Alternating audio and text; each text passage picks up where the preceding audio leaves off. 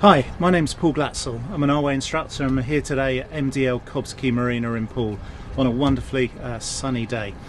We're out here on a 7-metre Genu Cap Camarat, which is a powerboat, but what we're going to cover today is the same whether we're talking about powerboats or we're talking about motor cruisers. When I'm out here and I'm looking to come alongside a berth, a finger berth in this case, then one of the first things I need to do is to do an assessment of my environment. And I'm interested in a number of things. Firstly, what's the wind doing? What's the wind doing to our boat? Well, actually, it's slightly more difficult to see filming here at the moment, but if we were looking from above, we'd see the wind rotating the boat around to lie at 90 degrees. So knowing the wind direction's key. What's the tide doing? Not what time is high water or low water, but what's it doing at the side of the boat or around the pontoon?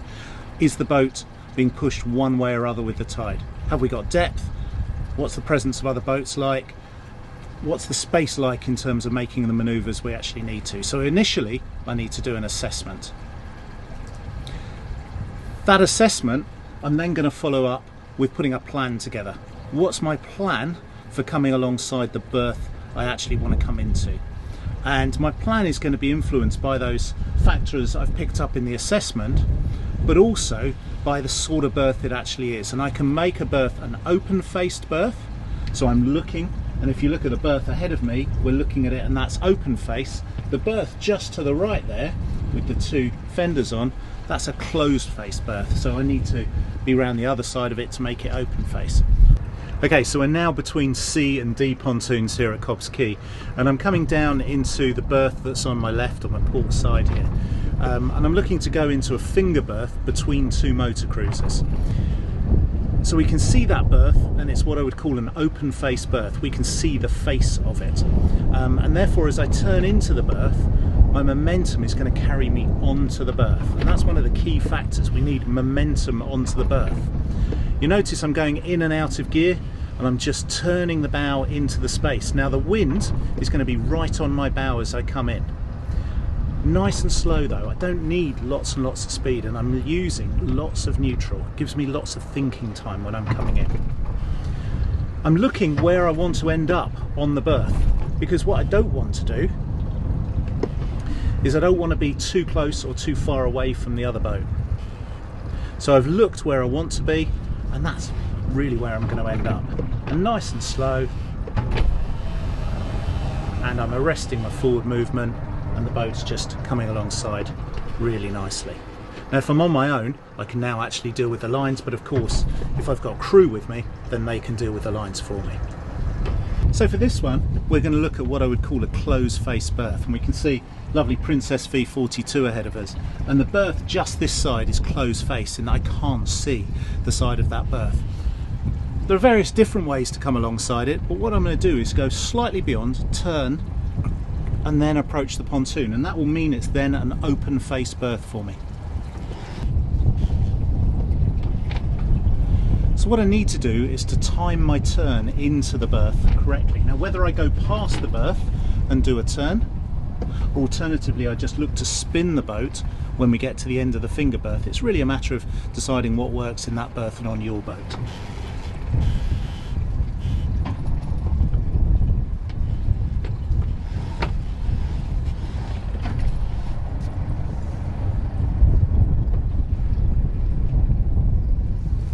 You can see again I'm doing things nice and slowly, lots of time in neutral, gives me a real ability to think and see what's going on as well.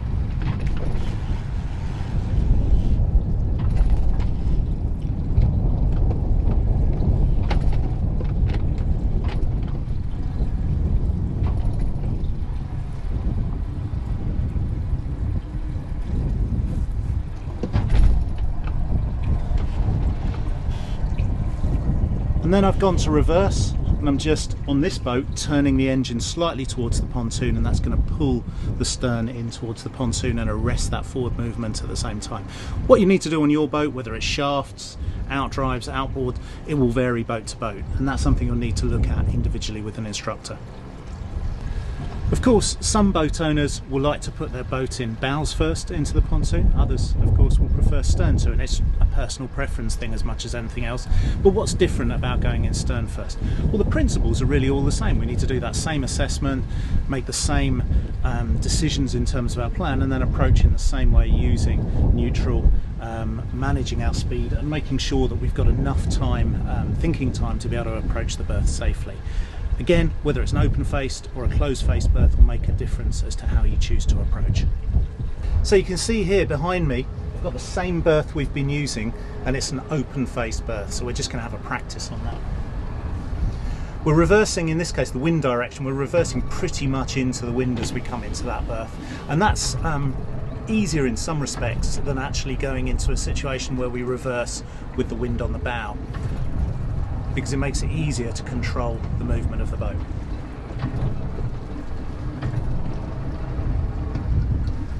Again, it's a matter of when I choose to time my turn, making sure that I've got enough space to clear the other boat, but equally enough momentum onto the berth.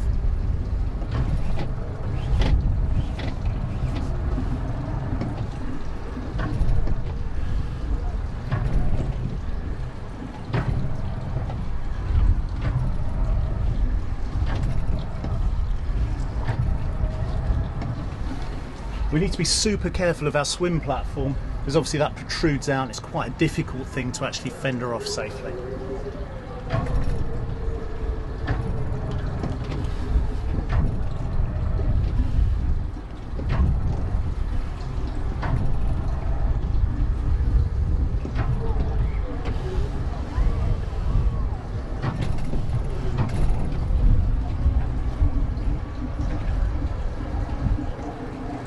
And you can see we just gently touch alongside. It's quite a long berth here, so we don't need to use all of it, and you'll need to go back further potentially if you're in a bigger boat. Hopefully this short introduction to handling a powerboat or a motorboat in a marina situation is helpful.